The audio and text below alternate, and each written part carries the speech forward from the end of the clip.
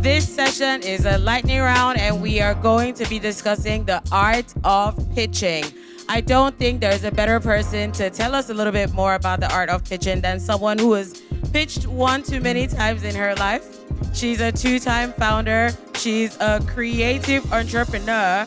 And she's really, really passionate about creating cultural impact and building businesses that make a significant difference within the African ecosystem. Today, she is co-founder and CEO of Sendstack. Sendstack is a logistics company that is leveraging technology to help businesses scale. Please give a round of applause for the gorgeous, the intelligent, the best in pitching, Ifeoma Nwobu. Please give a round of applause, guys. This is going to be really interesting. If I were you, I would pay very close attention. The woman knows how to get what she wants. Please give her a round of applause. Is this working? Okay, yeah, it's working. It's quite unfortunate that I do not have the attention of as many people as I'd have preferred to have, but I think the few of you here, you matter just as much as if there were about 1,000 people here. So thank you for waiting this long.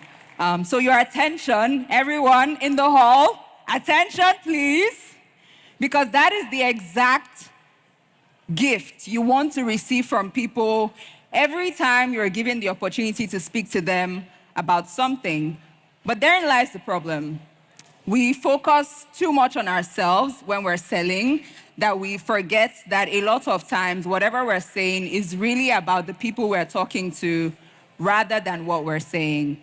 Because action is way more important than getting people's attention. You want to get people to take action in favor of you when you're done telling them, when you're done talking to them. But unfortunately, not a lot of people know how to maximize the compelling power that gets people to move at the sound of their voices. And so today I'm not the co-founder or CEO of Sendstack. Today I'm just a girl, like Ore in the audience, or like you in the blonde hair, or like you in the white shirts sitting there, because it's very important to establish this so that you recognize that people who come up here on stage to talk sometimes are gifted with special gifts, but there are also underlying principles that help them master the art of speaking publicly. And so I decided to change the topic a little bit. Sorry. So instead of teaching you about mastering the art of pitching, because quite frankly, I'm not a master at it, I decided to simplify it into a very simple topic: how to make people give a damn. How do you make people give a damn about what you have to say? How do you make people give a damn about the problems you're solving? How do you make people give a damn about you and the problems you're so passionate about?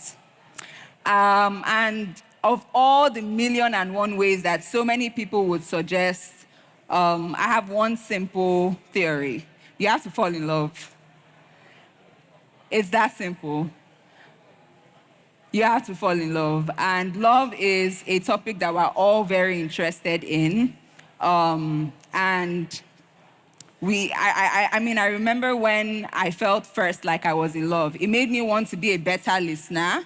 It made me want to be a better person altogether. And it made me generally more empathetic, right? But is there a bigger way to think of love than the romantic, fuzzy feelings that we feel on the inside? Yes. So today, I'm going to share with you 6 foundational principles that will help you be able to master the art of speaking publicly when you're in love with whatever you're talking about. So always remember your lovers. I coined an acronym, it's LOVERS, that will help you remember these principles very quickly. So let's get right into them. The L is for listening. If you love someone or you love something, you're going to listen very carefully before you try to speak. Even the Bible advises us to be slower to speak and quicker to listen. So you want to make sure that before you're addressing any audience or crowd of people, you've listened carefully to their needs. You've listened carefully to their pain points. You've listened carefully to their challenges. And you know exactly what to say to address those pain points in the most honest way possible. The O stands for originality. When you're in love with someone, you honestly just want to be your most authentic self. I don't think you want to be with anyone who keeps you on your toes or keeps you walking on eggshells, right? And so in the same vein, when you're pitching, you want to be as authentic as possible. You want to make sure that you're not trying to copy anyone or do things that you've seen people do before. And it's quite frankly okay to be inspired, but you have to find ways to be original. The V is for voice. Now, the voice is such a powerful tool that you have to learn how to maximize. The voice has the ability to project the millions of emotions that exist in the entire world. So you can go really high to command authority, or you can go slow and low and steady to create emphasis. So use your voice. It's a very powerful tool. And then E is for exhale. I was very afraid to do this, but I know everyone here is tired. But if you don't mind, can you please get on your feet for a few seconds? Just get on your feet. So breathe in and breathe out. Breathe in again and breathe out. Always remember to do that when you're about to speak to people. Because quite frankly, people can tell when you're uncertain about what you're saying. So taking those little breaks in between, being silent, having pauses, it gives you power. It makes people know that you're sure of what you're saying. And it's just in the same vein that when we're in love with our lovers or our family, we utilize silence. You don't speak all the time, so keep that in mind. And then rehearsals. Practice makes your pitch very perfect.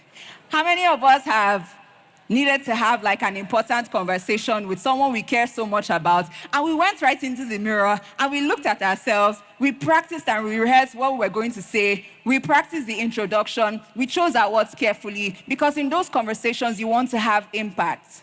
So practice. Don't underestimate the power of practicing as many times. That quite frankly, you would look or sound stupid sometimes, but you get it. And finally, stories. When you were making your friends or when you were in the talking stage with your lovers, I'm sure you didn't just go straight to selling yourself and saying, I'm the best this or I'm the best that. You took time to understand stories that meant so much to them.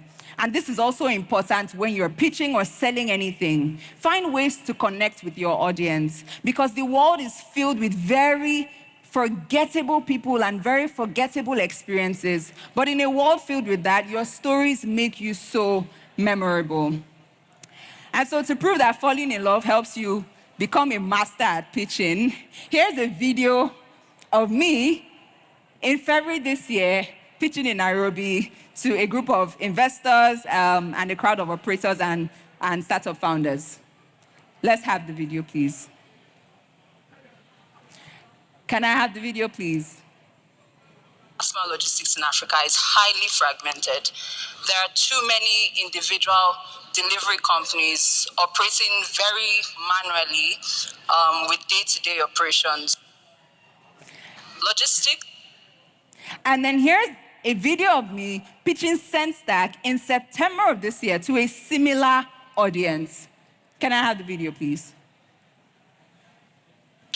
Logistics in Africa is still very fragmented and unoptimized. On one hand, there are small operators without technology to function at scale.